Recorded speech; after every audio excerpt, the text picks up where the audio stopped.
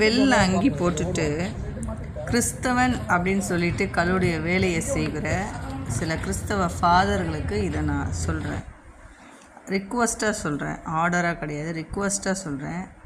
வெள்ளை அங்கி போட்டவங்க தவறு செய்யக்கூடாது. ஏன்னா உங்களுடைய போதனைகளை கேட்க தான் அவங்கள தேடி எல்லா கூட்டங்கள் வருது. நீங்கள் நிர்வாகம் செய்யும் போது அதில் ஒரு ஒழுக்கங்கள் இருக்கணும்.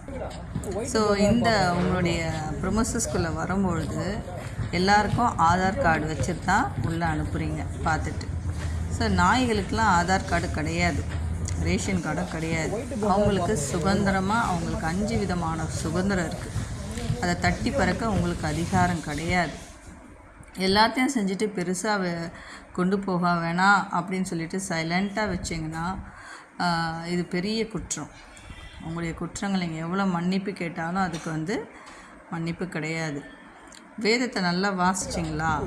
ஃபாதராக உட்காந்து உங்களுடைய தொண்டு செய்கிறீங்களே, வேதத்தை வாசிச்சிங்களா? முதல் அதிகாரம் ஆதியாகமம் புஸ்தகத்தில் முதல் அதிகாரத்தில் என்ன சொல்லியிருக்கு?